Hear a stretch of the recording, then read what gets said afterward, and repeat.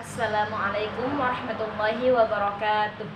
Bismillahirrahmanirrahim. Nama saya Zarina Zenikmah dari Fakultas Tarbiyah Tadris Matematika semester 4. Di sini saya akan membawakan materi tentang micro teaching.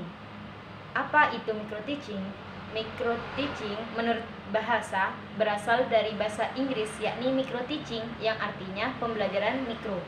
Menurut para ahli, Sukirman 2012, micro teaching adalah sebuah pembelajaran dengan salah satu pendekatan atau cara untuk melatih penampilan mengajar yang dilakukan secara mikro atau disederhanakan. Micro teaching digunakan pertama kali di Stanford University pada tahun 1963. Micro teaching sendiri memiliki 4 fungsi, di antaranya fungsi instruksional, fungsi pembinaan, fungsi integralistik, dan fungsi eksperimen. Micro teaching juga memiliki 3 tujuan, yaitu calon guru menguasai keterampilan mengajar, calon guru meningkatkan kompetensi di masa mendatang, dan yang terakhir, calon guru dapat mengevaluasi kekurangan di dirinya dalam mengajar. Aspek-aspek yang mempengaruhi efektivitas dan keberhasilan di dalam mengajar biasanya disebut 10 keterampilan dasar mengajar.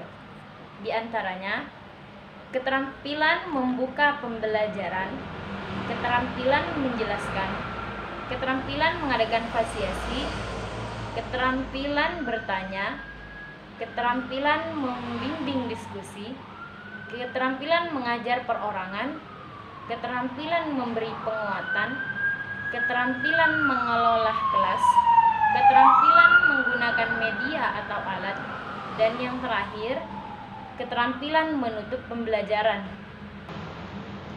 Tahapan-tahapan micro teaching yaitu pengenalan tentang pengajaran mikro, dilanjutkan dengan penyajian model, lalu persiapan mengajar, dilanjutkan dengan praktik mengajar, lalu diadakan observasi, kemudian umpan balik, dilanjutkan dengan persiapan ulang, lalu diadakan kembali observasi, dan yang terakhir diskusi atau umpan balik ulang.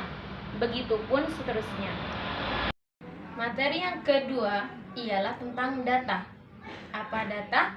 Data adalah himpunan nilai atau variat, datum, atau informasi lain yang diperoleh dari observasi, pengukuran, dan penilaian terhadap suatu objek atau lebih. Data dapat didapat melalui objek, lalu diadakan pengamatan, lalu didapat variabel, dan yang terakhir didapat variat atau nilai. Data kualitatif adalah diperoleh dari hasil pengamatan, sedangkan data kuantitatif diperoleh dari hasil pengukuran atau penilaian. Jenis-jenis data ada 2. Yang pertama, data kualitatif. Contohnya jenis kelamin, habitat, dan lain-lain. Sedangkan data kuantitatif terbagi menjadi 2, yaitu data diskrit. Contohnya jumlah sel darah merah, jumlah kloroplas, dan lain-lain. Yang kedua, data kontinu. Contohnya berat badan, luas kota, jarak kota, dan lain-lain. Data menurut cara menyusun angkanya ada 3. Yang pertama, data nominal, yaitu data statistik yang menyusunnya didasarkan pada klasifikasi tertentu. Example, jumlah mahasiswa matematika 2015-2016 menurut tingkat dan jenis kelaminnya. Yang kedua, data ordinal atau urutan, yaitu data statistik yang cara menyusun angkanya didasarkan pada urutan atau ranking. Example, hasil nilai statistik berdasarkan ranking. Yang ketiga, data interval, yaitu data statistik di mana terdapat jarak yang sama di antara hal-hal yang sedang diteliti.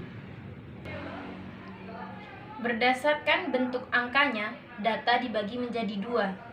Yang pertama, data tunggal, yaitu data statistik yang angka-angkanya merupakan satu unit atau satu kesatuan. Yang kedua, data kelompok. Data yaitu data statistik yang tiap unitnya terdiri dari sekelompok angka. Contohnya 80 sampai 84, 90 sampai 95. Berdasarkan waktu pengumpulannya, data terbagi menjadi dua. Yang pertama, data seketika, yaitu data statistik yang menggambarkan keadaan pada satu waktu saja.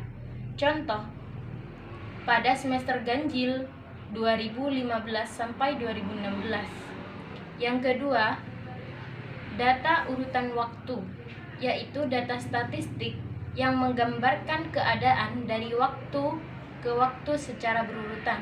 Contoh, jumlah siswa yang lulus dari tahun 2015 sampai sekarang. Sumber data statistika. Berdasarkan sumbernya, data ada dua, yaitu yang pertama, data primer. Dapat didapat dari wawancara langsung, wawancara tidak langsung, pengisian kuesioner, tes, dokumentasi, dan lain sebagainya. Yang kedua, data sekunder, yaitu data yang didapat dari pihak lain, misal BPS, Bank Indonesia, dan lain-lain. Yang kedua, macam-macam penyajian data. Yang pertama, penyajian data dalam bentuk tabel. Berikut contohnya.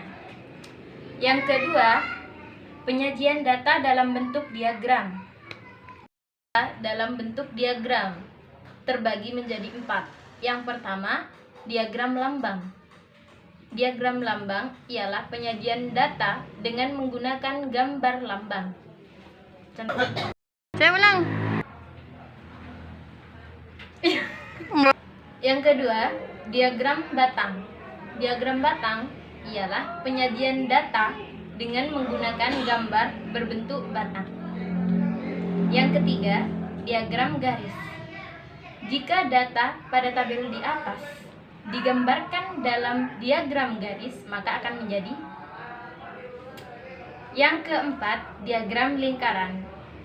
Jika data dalam tabel di atas digambarkan dalam diagram lingkaran, maka terlebih dahulu menentukan sudut juring yang mewakilinya sehingga menjadi seperti ini. Yang ketiga, histogram dan poligon frekuensi. Berikut merupakan histogram dan poligon frekuensi data pada tabel berat badan 100 siswa. Yang keempat, distributif frekuensi dan OGIF. Contoh distributif frekuensi data pada tabel berat 100 siswa. Dan contoh poligon frekuensi kumulatif atau OGIF pada tabel berat badan 100 siswa. Materi yang ketiga ialah distribusi frekuensi. Distribusi frekuensi adalah susunan data menurut kelas interval tertentu atau menurut kategori tertentu dalam suatu daftar. Tabel distribusi frekuensi adalah alat penyajian data yang berbentuk lajur dan kolom yang menggambarkan pancaran frekuensi variabel yang sedang menjadi objek penelitian.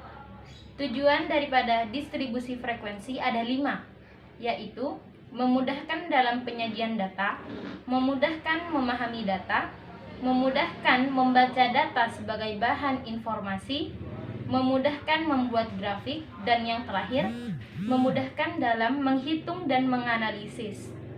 Macam-macam tabel distribusi frekuensi. Yang pertama, tabel distribusi frekuensi data tunggal. Yang kedua, tabel distribusi frekuensi data kelompok. Yang ketiga, tabel distribusi frekuensi data kumulatif. Dan yang keempat, tabel distribusi frekuensi data relatif. Yang pertama, tabel distribusi frekuensi data tunggal, yaitu salah satu tabel statistik yang menyajikan frekuensi data angka yang tidak dikelompok-kelompokkan. Cara membuatnya mudah sekali. Yang pertama, carilah nilai tertinggi dan terendah. Dan yang kedua, lalu hitung frekuensi masing-masing nilai. Yang kedua, distribusi frekuensi Yang kedua, tabel distribusi frekuensi data kelompokan, yaitu salah satu tabel statistik yang menyajikan frekuensi data angka yang dikelompok-kelompokkan, kemudian dibuat tabel. Cara membuatnya, yang pertama, cari nilai tertinggi dan terendah. Yang kedua, cari banyak nilai atau range. Yang ketiga, tentukan banyak kelas dan interval kelas. Yang keempat, tetapkan banyak kelas. Yang kelima, persiapkan tabel. Dan yang terakhir, hitung frekuensi setiap kelas. Yang ketiga, tabel distribusi frekuensi kumulatif, yaitu distribusi yang menyatakan frekuensi total yang ada di bawah batas bawah atau frekuensi total yang ada di atas batas bawah suatu kelas. Macamnya ada dua.